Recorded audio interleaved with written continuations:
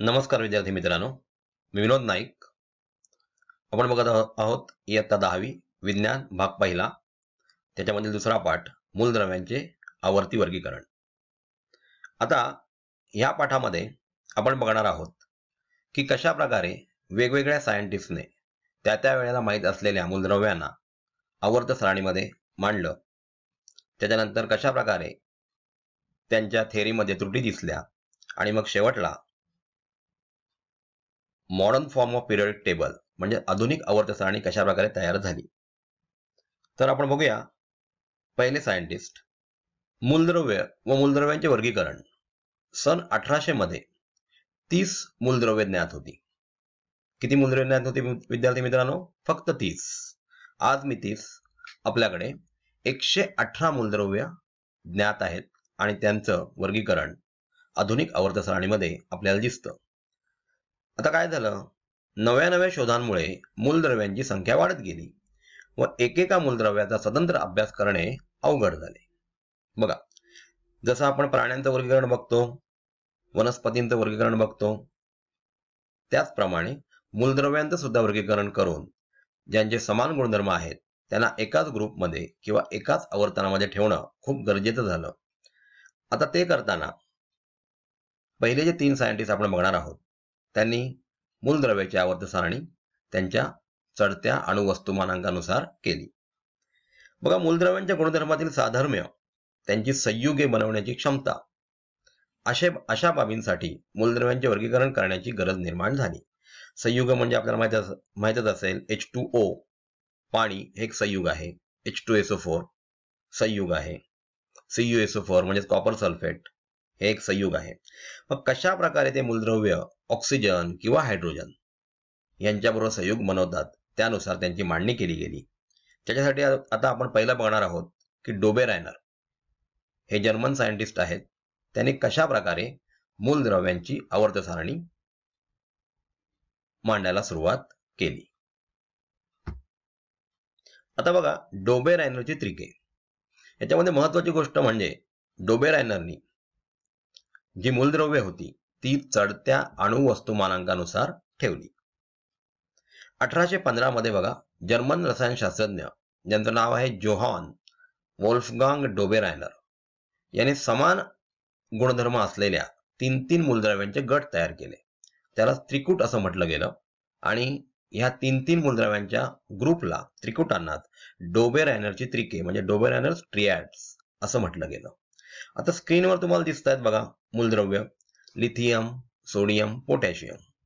ह्याच्यामध्ये लिथियमचा अणुवस्तुमानांक, विद्यार्थी मित्रांनो, ही अत्यंत महत्वाची गोष्ट आहे की डोबेरायनर किंवा न्यूलँड किंवा मेंडेलिव या तिघांनीही अणुवस्तुमानांकाचा वापर केला. मूलद्रव्यांचे आवृत्तीफल, त्यांचे गुणधर्म हे अणुवस्तुमानांकावर अवलंबून असतात असा त्यांनी निष्कर्ष काढला होता. तर लिथियम आणि पोटॅशियम ह्यांच्या अणुवस्तुमानांकाची बेरीज केली तर ती साधारण 45.9 म्हणजेच अप्रॉक्सिमेटली 46 येते. त्याची आपण सरासरी काढली तर ती 23 होते. म्हणजेच बघा, सोडियमचा अणुवस्तुमानांक 23 आहे.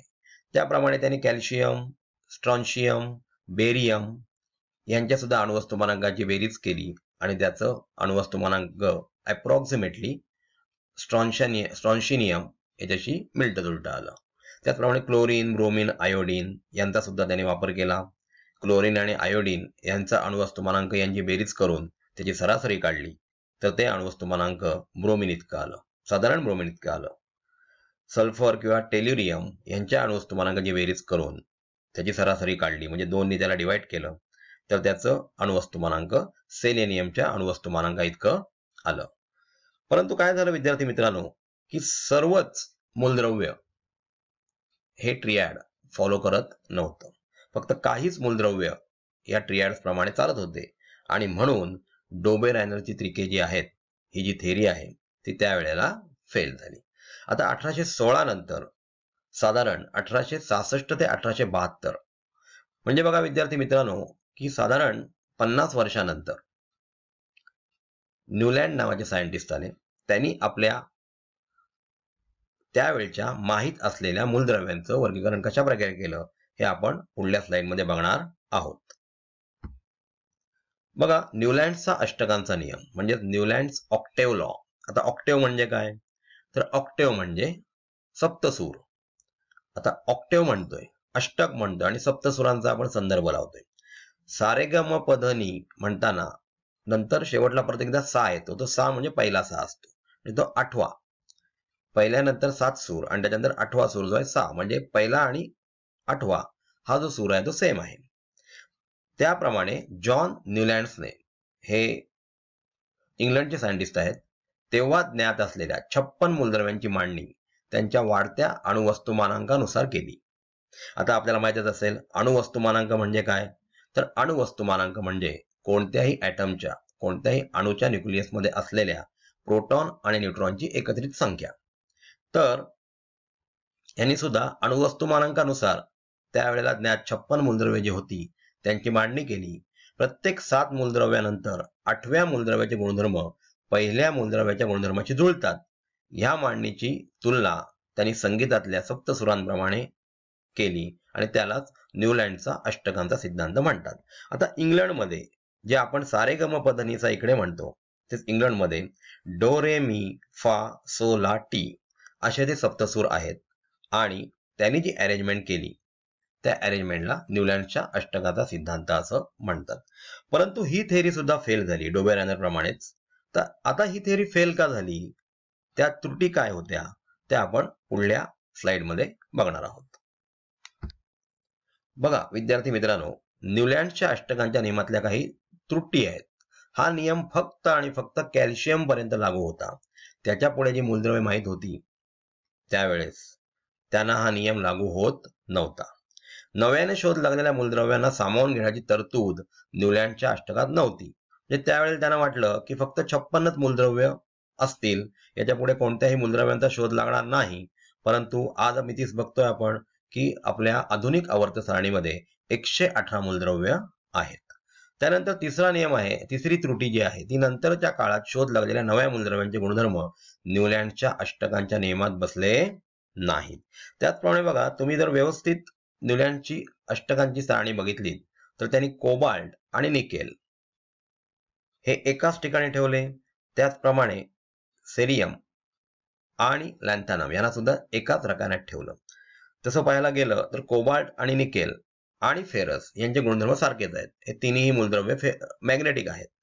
परंतु कोबाल्ट निकेल एका ठिकाणी आणि त्याच्यानंतर फेरस हा नॉन मेटल्सच्या ठिकाणी ठेवला आणि त्याच्यामुळे या आवर्त सारणीनुसार, अष्टकांच्या नियमानुसार सगळीच मूलद्रव्ये त्या नियमाला फॉलो करत नव्हती. बघा विद्यार्थी मित्रांनो, आतापर्यंत आपण 2 सायंटिस्ट बघितले. ते म्हणजे होते डोबेरायनर ज्यांची ट्रिॲड्स बघितली आणि त्याच्यानंतर बघितले न्यूलँड्स ज्यांचे ऑक्टेव्हज बघितले.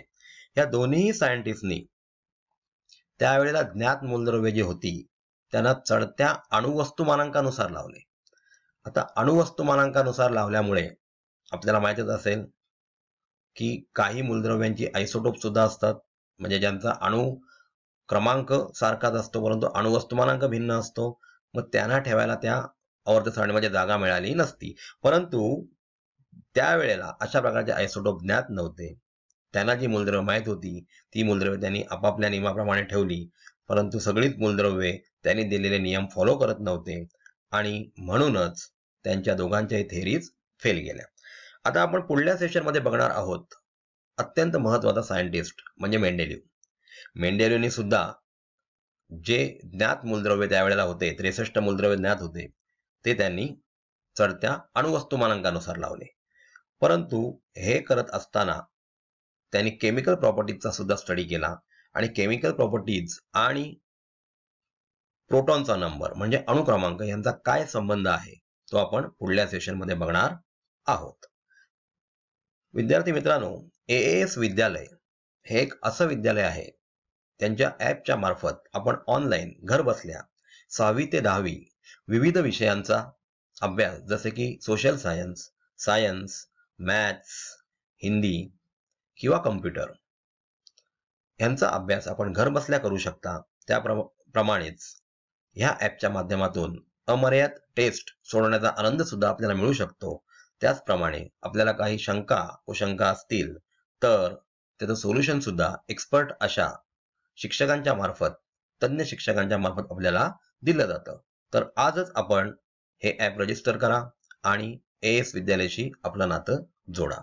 धन्यवाद.